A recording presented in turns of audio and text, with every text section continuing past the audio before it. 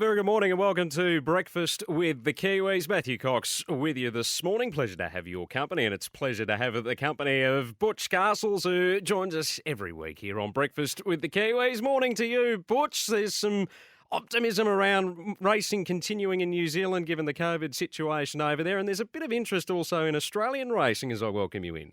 Yeah, g'day Matthew, sure is. Yes, we're racing, continuing to race this weekend, participants only behind closed doors, but we are racing, which is fantastic. Most of the country back to level 2, and the Prime Minister to make an announcement next week as to where those alert levels remain, with Auckland still in level 4 at the moment. And yep, good racing here at Te Rapa and at New Plymouth Raceway as well. On Saturday we race... and we have plenty of interest across the Tasman as well, with Jamie Richards on Trivier kicking off. The Tony Pike stable well represented in Melbourne, with Darbury aspirant Tutakaka and a Derby winner in Sherwood Forest as well. So plenty of interest this weekend. Lots happening. Let's get stuck straight into it this morning. Our first guest, it's a pleasure to welcome jockey Michael McNabb. You've been flying so far this season, Michael. Good morning to you. Good morning, mate. Thanks for having me on. Yeah, kicked off well after the wee break of COVID and the new season, so it's going well.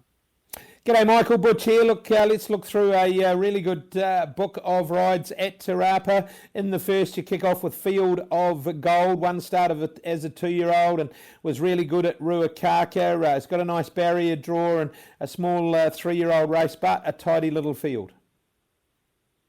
Yeah, morning, Butch. Yeah, he's a lovely horse. As you said, he ran really well at Ruakaka as a 2-year-old over the 1100. Trialled up well since, up to the 1300 in a small field, but a good field. But he looks a really good race for him to kick off his season. In race 2, the maiden 1200, you ride Power of Bell. Look, we've seen this one to really good advantage at the trials, winning her last 2 trials. It's a competitive maiden race, but she'll be pretty competitive on what we've seen at the trials. Yeah, I've never sat on her before, but as you said, been really good in her trials. The trials have been quite impressive to watch. So jump, on-speed horse, which is going to help. Looks a good chance. Race number 3, Michael, you ride Chillax, and this one backing up from last week when it was doing its best work late on the line. The 1600 metres ideal, small field will suit, and any further rain in the Waikato will play into Chillax's hands. Yeah, you pretty much summed it up there, watching. It's got the good gate to get a soft run. The run last week probably tidied it up nicely. Should be competitive. Race number 4, this was one that created an impression when it made its winning appearance at Te Rapa back early in the winter. Look, just 1400 metres the next time, a little disappointing, but you'll be looking forward to getting back on this mare that looks to have plenty of upside. Yeah, she was electric today over course and distance. When she won, back to the same course and distance after freshen up. Really excited. Drawn awkward, but she'll get back anyway. So hopefully she shows that same turn of foot.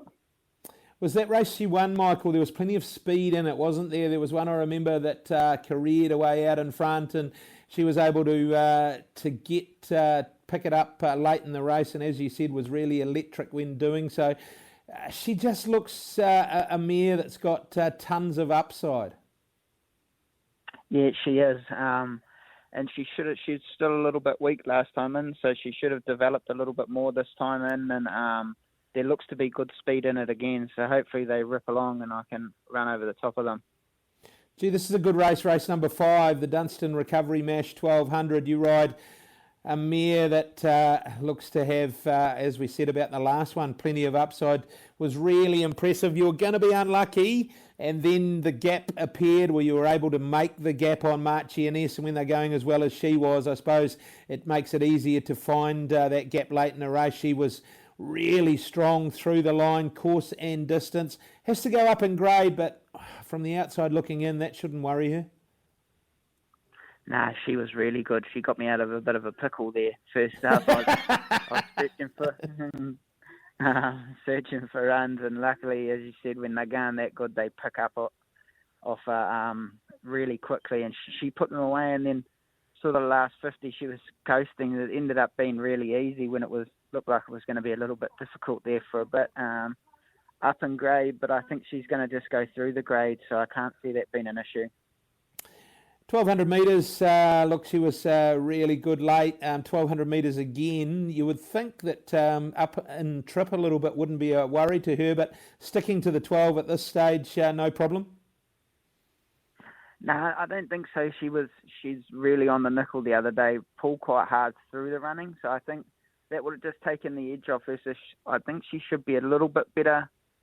I'd expect her to be even a bit quicker over the last 400 if she settles a bit better, but she is going to get up and trip eventually, but I don't see the 1200 being an issue tomorrow. And Marchioness, she coped with the track last time. Look, we've had rain during the week. It's meant to be a fine day, race day, but some rain Friday night doesn't appear to worry her, a slow track. No, she did. She got through it really well, albeit it was the first race, but she still did pick up really well in that sort of heavier track. I'm sure our man Bart will have that track spot on for us anyway. Race number 6. Well, this is one that was a bit of a horror story last week, and it can be unlucky, River Run. If you go through its record, it's had a number of unluckies. The start before it just brained them here. Look, on what we saw last week, just cantered to the line, untested, nowhere to go. If River Run, if he gets a crack at them, it'd be very hard to beat. Yeah, I'm still looking to get out on him from last week. I think he would have won, and he would have won easily if he had got out. So, nice little exhibition gallop from last week. She should be hard to roll this week. He has to go up to the open class, but I don't see it being too much of an issue. Is he one of those horses that the last time when he did win, he was wide and clear air, and I know you were forced to be where you were from the barrier last time, but having drawn barrier 9, you would imagine that you're going to be one off or something. Is he just one of those horses that you mightn't ride him the prettiest, but he's best with clear air and not being held up?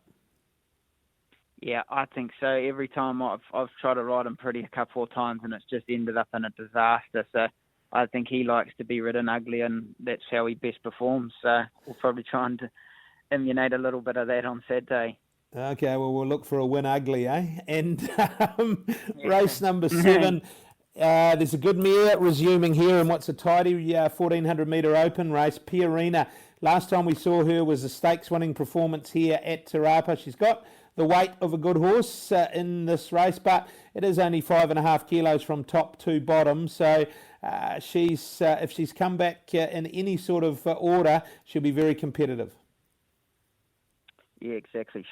I've only ever ridden her once race day, and that was in the Travis, and she was absolutely outstanding that day. Trialled really well when I trialled her. Her first trial back, all accounts she's flying. Look for her to be sprinting really well. I think they'll know she's there. And in the last, Michael, you ride a local in Judy's Song. 2 starts, it's been freshened up, Judy's Song. 2 starts ago here, looked the winner and just relented late in the piece over 2100. Local, freshened up, the mile. Didn't think it was the strongest rating 65 Saturday race that you could see. What did you think about Judy's Song? I was really happy with the run 2 starts ago, and then just copped a really heavy track. They put the blinkers on at Tauranga too, which I think is going to really help. I actually haven't checked if they've left them on for tomorrow, but freshen up back to the mile, as you said, local, runs well at the track. If we can get a bit of luck, I'm sure it'll be really competitive. What's the best of them, Michael, and what is a really, really good book of rides? Hopefully I'll kick off the day with a bang on Fields of Gold. I think he could get to the higher level of 3-year-olds, so I'd like to be seeing that from him tomorrow. For sure. And what do we make of Tavi Mac last week? You got the good run presented. It might be just one of those races where when you look at the first 3 or 4 across the line were big odds, the favoured runners weren't in it.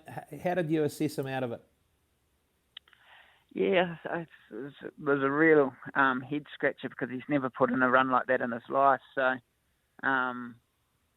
yeah, as you said, none of the big guns were sort of firing the last bit. It was a sort of a funny sort of day. you'd have to ask Al, I suppose. But I didn't really have any excuses for him, but he maybe just had an off day after a long break, with the lockdown in between his 2 runs. Yeah, for sure. He'd been ready for a couple of weeks, and maybe that was the thing. He's a much better horse than that. We'd expect to see him bounce back at Hawke's Bay. Michael, thank you for your time. We look forward to catching up at the races, and good luck out there. Cheers, Butch. Thanks for having me on, mate. Michael McNabb joining us here this morning on Breakfast with the Kiwis. We'll take a break here, Butch, and then after the break we're going to have a chat with Alan Shorrock here on Breakfast with the Kiwis. That's up next.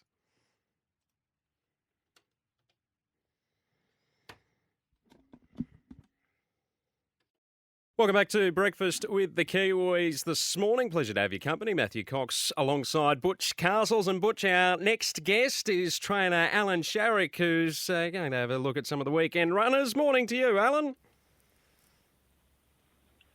Yeah, mate, all right.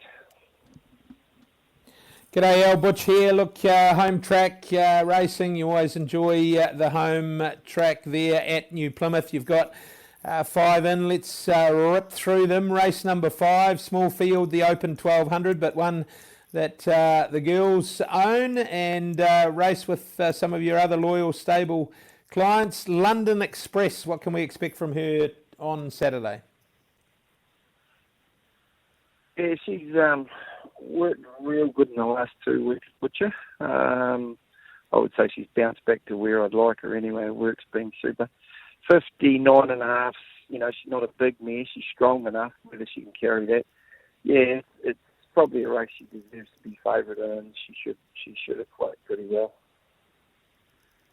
How wet are you going to be there in the Naki? I know you had plenty of rain early in the week. Is it likely that you're going to get some more, or what are we looking at track-wise? Well, mate, you can't see the mountains, so that's a good sign it's going to rain. But it's warm enough and it's blustery and it's holding up. I think it'll race genuine 10, So I don't think there's that much on the rain radar to say that it'll get to 11. So hopefully we'll be racing on a heavy 10, Butcher. Race number 6, Aracena, a bit disappointing last week. I see no jockey yet. What's the story? You running or waiting for a jockey to become available? She was a late one, Butch. I just thought that the weather could turn and be very, very heavy. If we happen to get a deluge overnight or tomorrow morning, she'll probably run. If not, she'll step up over ground at Awapuni in 2 weeks. So, she's a bit doubtful at this stage. Race number 7, one you've set for this race for a while. It's 3,210 metres, so they'll need to be pretty fit out there. Penelope Cruz, she fits into that boat. She had the run last week where she fought hard to the line over a shorter trip. You've got no fears about the distance. How do we see her shaping up in this, the road to Jericho? Yeah, I think she's going to be very tough to beat, but she's probably, we got a shellacking last week, but she's probably near my best of the day. She went good last week, but had a real blow. Her work Tuesday, she's improved noticeably with a run under her belt, and we've done a bit of jumping during the week, and I think she's in pretty tough form, so she'll be in it for a long, long way, that's for real. And she goes well on her home track as well, which can be an advantage. She won there a couple of starts ago, didn't she? Yeah, and I would say the wetter, probably the better for her, Butch. She was on a dead 6 last start and still raced well. So, yeah, probably throwing more her way with the heavy track conditions. So we're pretty positive with her. Collins Street, great to have your gun apprentice Hazel Schofer back. Had a bit of a break on the back of Winter Cup week in Christchurch, back riding winners left, right and centre, and she links up with Collins Street in race number 8. When he's on song, he'd be pretty hard to beat in a race like this. Yeah, it's actually felt quite a nice field, Butch, this 1,800 metre race. So, his last start, forget it completely. He ended up with an abscess blowing out about 10 days later, so that could have contributed for his lacklustre performance. His work's been good. He races good at home. 1,800 is probably suitable for him, so it wouldn't surprise me if he ran top 4. He's going pretty nice. I'm pretty happy with him.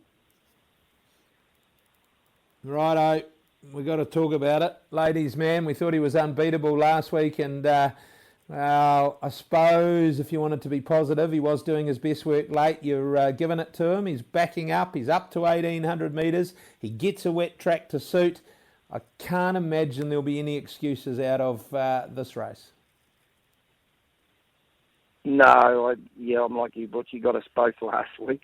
But they can sometimes do that at Te Rapa first time. I've had his blood done. He's clinically 100%. I've put him back out in the paddock and paddock trained him since Te Rapa, and he seems a lot happier horse, to be honest. I'd be very disappointed if he didn't put his hand up this week on what we thought last week, put it that way. 1,800 metres should be just ideal for him too, having had that run over a mile, and I know Jockey last week's comments were up and trip might be the go, so look, you've probably found the perfect race to try and erase the horror that was. Yeah, the hands are still stinging, Butcher, but in saying that, he's bred to go 2 miles. Like you say, he hadn't raced through COVID. We sort of had 5 or 6 weeks let-ups. His work suggested he'd win last week. He threw in one of those runs that left me scratching my head. That's why I took a blood off him. But he looks terrific, mate, and really, he's drawn a wide alley late in the day. I don't think that'll be a negative. I'd be disappointed if he wasn't there at the finish. Okay, righto. Which way are we going? Which way are we having the kids' lunch money on this week? Well, the way she worked Tuesday, Penelope Cruz would be a big hope. But ladies, man, it'd be right up her bum too. They're the two. Okay. Thanks, Alan. Thanks for your time. Good luck the home track there at the Naki this weekend. Thanks, Butcher. Yeah, mate. Bye-bye. Alan Sharrock joining us there on the line. Now, before we wrap things up, this edition of Breakfast with the Kiwis, Butch, we're going to need a few winners across the course of the weekend. Can you help us out? Well, I think both our guests can have a big day. As we heard from Alan there, he thought Penelope Cruz's work was outstanding. Ladies, man, we got last week, but just everything sets up perfectly for ladies, man. 1,800 metres, wet track, wide draw, late in the day, should be playing into his hands. So if he's half as good as Alan thinks he is, he should be winning the last here at New Plymouth. I thought Michael did have a really good book of rides, and River Run, as he said, was unlucky. Gee, it's a good race, race 5. The track will be the trick.